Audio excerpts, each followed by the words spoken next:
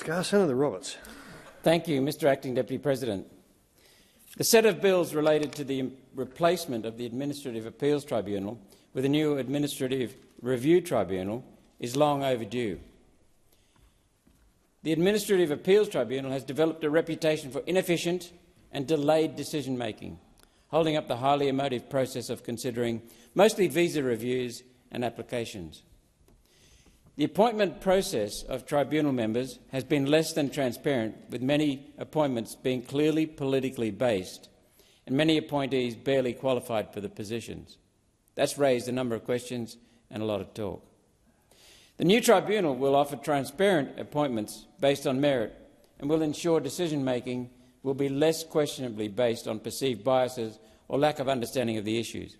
That's a clear issue that is in the profession. Positions will be advertised and appointments made based on record and performance at an interview. Applicants must have relevant knowledge, skills and experience, so there are qualifications stated.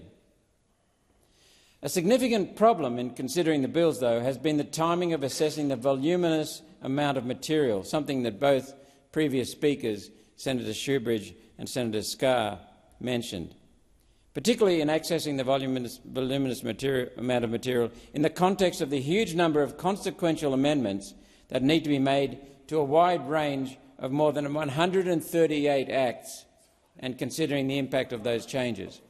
That's no light task. It's not a 5-minute task. It's been suggested that the new bill does not adequately offer persons with immigration challenges enough access to legal support when presenting their cases for review. The bills reintroduce the Administrative Review Tribunal, generally considered a good move as it can assist in avoiding long and expensive court actions. It's hoped that the Administrative Review Tribunal will be sufficiently resourced to avoid the enormous backlogs that have prevented timely and final resolution of matters, primarily in the migration and refugee matters. It's been said that the Administrative Appeals Tribunal merits review system was failed by the Administrative Appeals Tribunal, which did not function effectively, efficiently or transparently. In 2022-2023, more than 19,000 migration and refugee matters came into the Administrative Appeals Tribunal. This represented 46% of all applications that came into the Administrative Appeals Tribunal. There were over 54,000 matters still outstanding at the end of the financial year. It's hoped that this backlog will be more effectively dealt with by the new Administrative Review Tribunal. I need to point out that the massive material within these bills that we've had to go through has been difficult to take in at short notice, and sadly, this is becoming a standard practice of this Albanese Labor government to make it difficult for crossbenchers to efficiently and sometimes effectively perform their functions. We heard the hoops that Senator Scarr had to jump through. That's not acceptable. Senator Shoebridge also mentioned the same problem.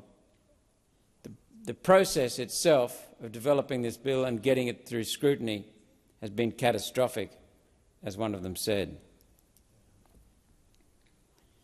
We also have seen a number of guillotines under the Labor, Greens, Teal, Senator Pocock coalition that has been pushing things through this parliament, suppressing orders for production of documents and guillotining debate. We've had some far-reaching bills with enormous consequences on this country, some of the most far-reaching ever, rammed through this parliament with not one word of debate, not one. We've had that, I'm talking now about the Digital Identity Bill in particular, which went through recently. That was amended quite substantially by many amendments. There was not one word of debate about that bill, not about any of those amendments. So the process of coming to where we are with the Administrative Review Tribunal is flawed. Senator Scarr and Shoebridge echo that. But the changes are needed. As a servant to the people of Queensland and Australia, my team and I have weighed the pros and cons. Based on all of this, I somewhat reluctantly decided to support the bill. Having listened, though, to Senators Scarr and Shoebridge, who are lawyers and who I respect, I will be reflecting and may change my mind. But at the moment, we are highly critical of the government's process in developing this bill and putting it through scrutiny, or what amounts to less than perfect scrutiny, inadequate scrutiny. I do say that changes are needed. At the moment, I reluctantly support the bill. Thank you.